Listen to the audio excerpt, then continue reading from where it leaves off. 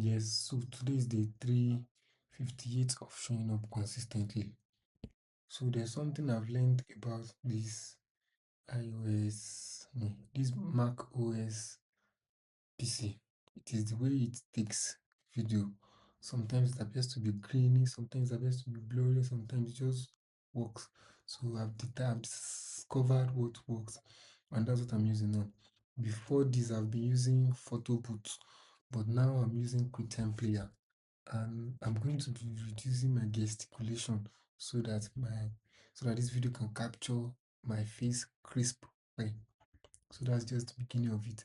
So today is the 358 of showing up consistently. I can see that this video is slow.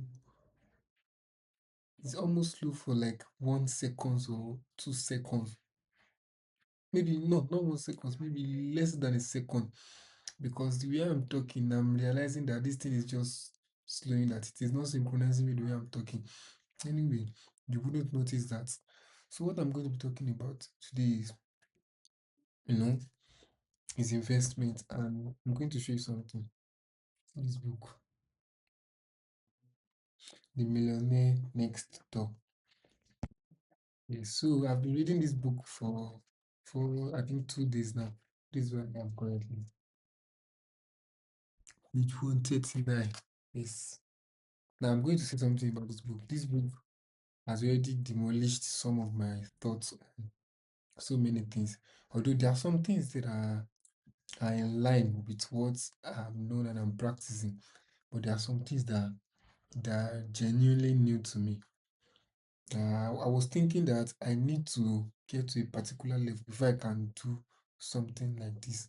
But then this book had made me realize that no matter what I have, my resources is enough for me to do what I want to do, especially given now that I'm still a single man. So that's just it. So one thing I'm going to be letting everybody, every one of us know is that don't wait till you start making money before you invest. Not like that. What I mean by don't wait till you start making money means don't wait till you start making huge money. If you have 50,000 naira today, you can invest part of that 50,000 naira today. What you are just going to need is that you're going to cut down on your consumption, because it is your if you are a consumption driven, if you have a consumption driven mindset, you are going to spend more than you have less. And the more you make, the lesser you are able to keep for yourself. Because as you make more, you will be having lifestyle inflation, which is something that is very real. It has happened to me already before. And I'm just glad that I caught up on it on time. Because if I didn't catch up on it on time, I wouldn't have been where I am currently. I would have gone to rent an apartment that is, it's not that I cannot afford it. I simply can afford it. But affording it at what risk? Affording it, if I afford this thing, what am I trading in its place? So that's what I want. And I want one thing that is very crucial and paramount to me is financial independence. Financial independence is very crucial and paramount to me. So because of this, I have to go down drastically on so many things that I put my expectation on. And I'm just so glad that I learned from the first book I learned about that I learned investing from was The Richest Man in Babylon. And I'm not going to lie, that book still holds true no matter when you read it, no matter when you use it. I came across that book I think when I was 15 years old. So I read the book then. One thing the book taught me was, one thing the book solidified more was saving. Because then, if my mom tells me to save, my dad tells me to save.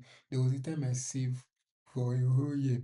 But the toilet water that I was saving had this piggy bank. So I usually use broom to pick to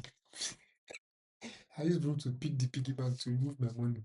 So I'll spend it. So I think at the end of the year, when they wanted to check my piggy bank, honestly, I'm not going to lie, I was so scared. And it like this, poo, poo, poo, poo. They did not see anything inside the money. They only meant 5 naira. Oh my god, I suffered that day, I won't lie. The sufferness, I'm not going to say what happened to me that day. I'm not going to say it because it was too much. I don't pray I do that to my children. No. It was too much. I don't pray that for my enemy, honestly. But then it served as a lesson to me. I know they could have handled it a lot better than that. There are better ways to handle it. They could have handled it a lot better than that. They could have just said, because of this thing I do, they are not going to buy so for me or so like this. So I'm just going to watch everybody else get their own. That would have been a more better lesson. But then it pained them. I don't know why it pained them more than it pained me. You know. But I'm getting to see it now that anybody that is an under accumulator, under average, on the average accumulator of wealth, you usually try to want to become a prodigious accumulator of wealth. PAW, UAW. So what they were trying to do is that they wanted me to know that okay, if I want to buy anything now, I need to make sure that I save. And I need to be able to, how will I say it? I need to be able to give more before I can take more.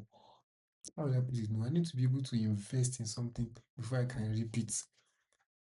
Then I did not understand it, but later on, as time goes on, with the richest man in Babylon, I started learning something. Then we reading some Bibles, so I started learning, reading some passages in the Bible too. I started learning some things, and this thing started getting more intimate to me. I started learning more. But in a period of my life, I started investing around 2020. I digress a little bit, you know. I digress a little because I needed money.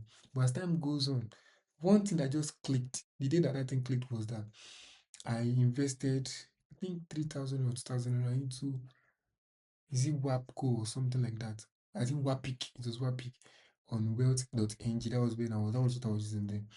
Then 2 years later, I remember that I needed money and I went to wealth.ng.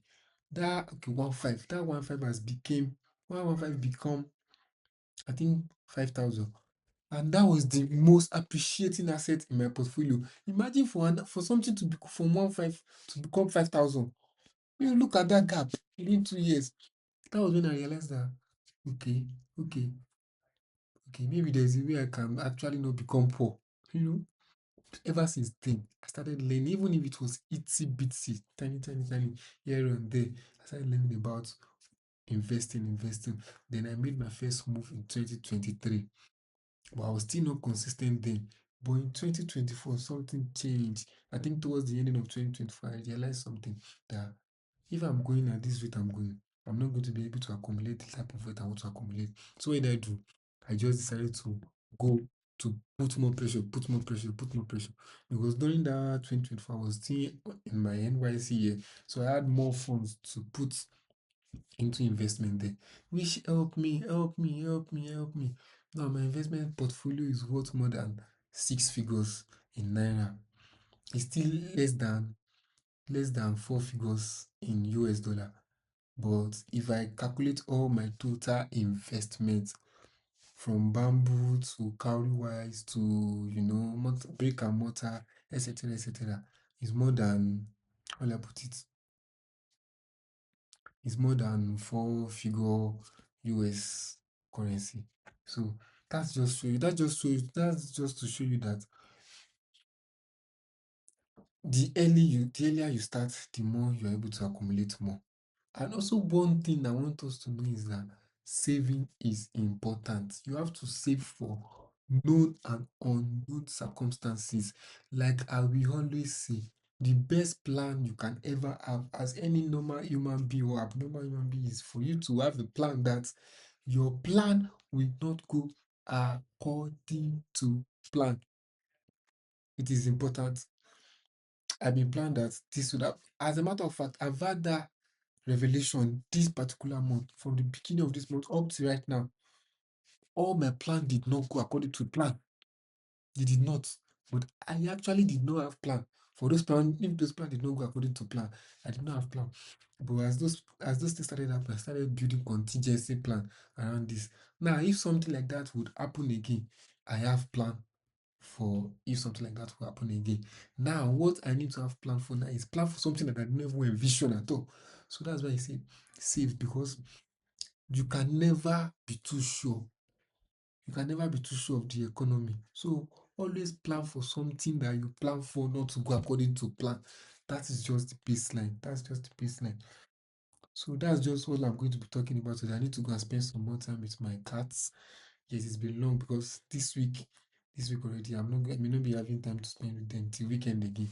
So that's all for the 358 of showing up consistently. Ooh. Enjoy yourself and see you tomorrow.